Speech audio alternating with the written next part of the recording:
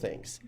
Right? So when you hear the word solution, oftentimes what automatically springs to your mind is some sort of a liquid, right? And you worked with several liquid solutions in lab last week. So what is a solution in the first place? Well, we can define a solution as a homogeneous mixture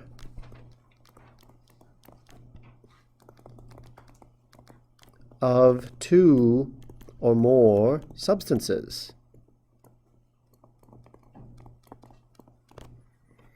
Right, we've seen homogeneous mixtures before, right? When we looked at how we classify different types of, classified matter in the first place. So can somebody remind me, raise your hand, if you can think of the definition for a homogeneous mixture. Joe. Something that looks solid throughout the content. It looks, say that again? It appears solid, like one gas, it's not all like mixed or liquid. Okay, so you want to be a little careful with how you use the word solid, because I think I know what you mean, but solid is also a state, right? So when you say solid, are you meaning like uniform throughout? Yes. Okay, so that's a really good word to use, is uniform. So a homogeneous mixture is one in which the components are uniformly spread or mixed throughout.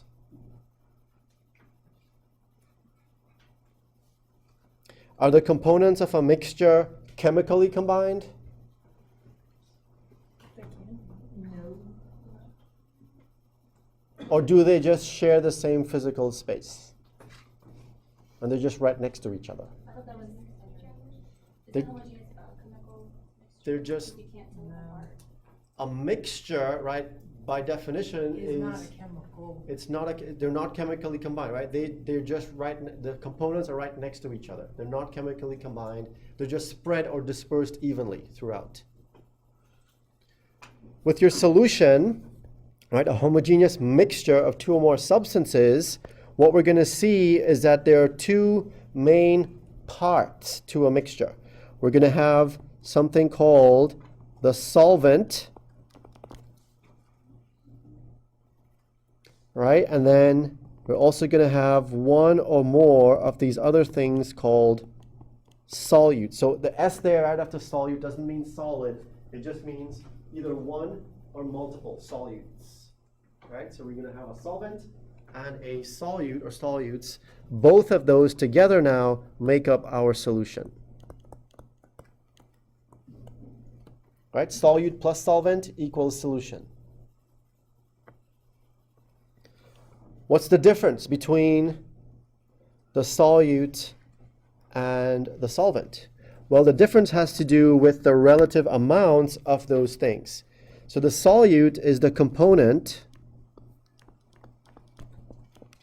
or components of the solution present in smaller amount.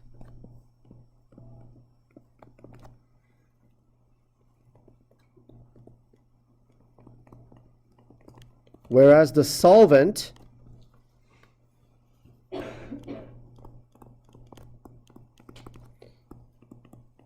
what do you think the solvent is going to be present in? In greater amount.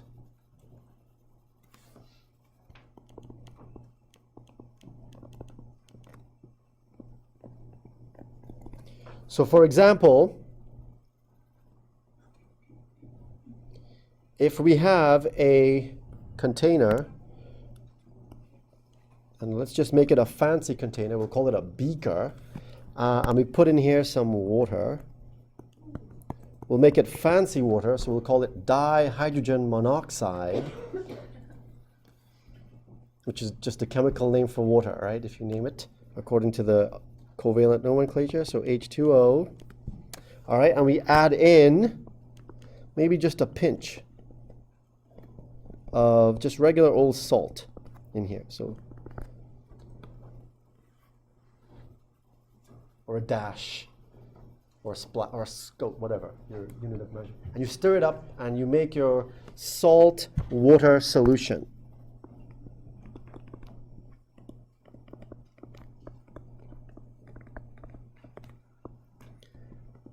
What is the solvent in this case?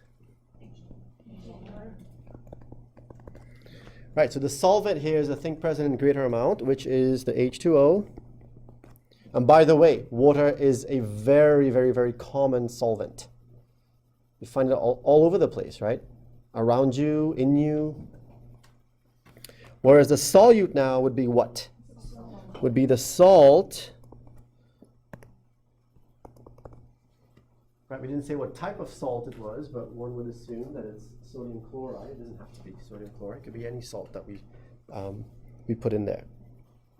All right, so this is a very simple example of a solution. Sometimes what you'll see is that your solutions have a color associated with them.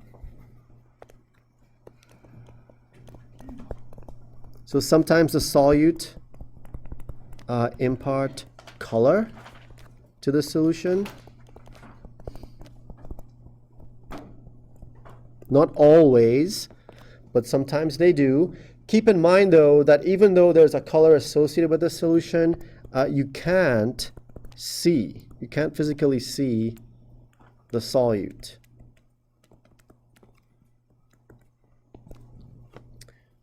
Okay, they're really, really, really small, and they're dispersed evenly throughout the solution. So this blue solution is actually something that you worked with in lab last week.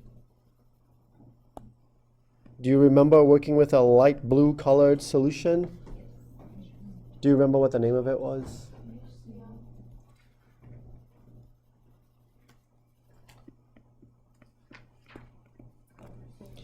It was the copper sulfate, right? So copper sulfate, copper 2 sulfate specifically, has that very characteristic blue color associated with it due to the copper ions. Right, and you saw last week it was blue, but it was also transparent, and you could see right through it. So it wasn't like cloudy. It was a transparent blue color, right? And different solutions are going to have, not always, but sometimes you're going to have different colors. So another solution you used last week also had a slight green color associated with it. Do you remember using a green colored solution?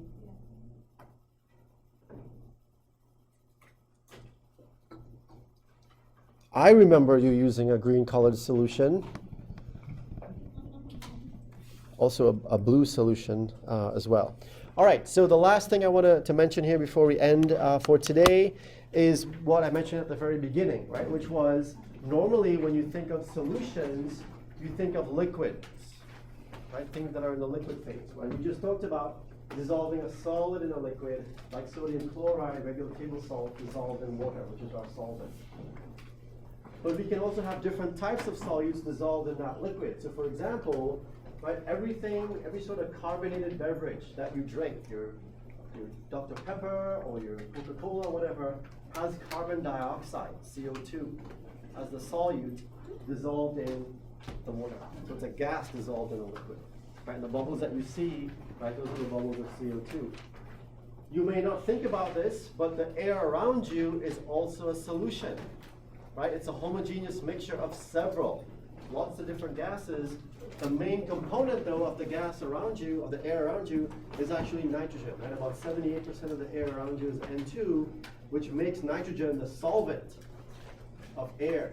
Everything else will be a solute. So oxygen would be a solute. It's the main solute. It's about 21% oxygen. But you also have smaller amounts of things like water vapor and carbon dioxide as well. All right, so your solutions don't have to be liquid solutions all the time. There can be gas solutions. They can also be solid solutions, which may sound like an oxymoron, but steel, for instance, is a good example of this, right? So you have a bunch of iron. Iron is your main component. That's the solvent. We add some carbon to it to give it some toughness or some strength. They're not chemically combined. They just share that physical space, so it can be considered a solution. All right.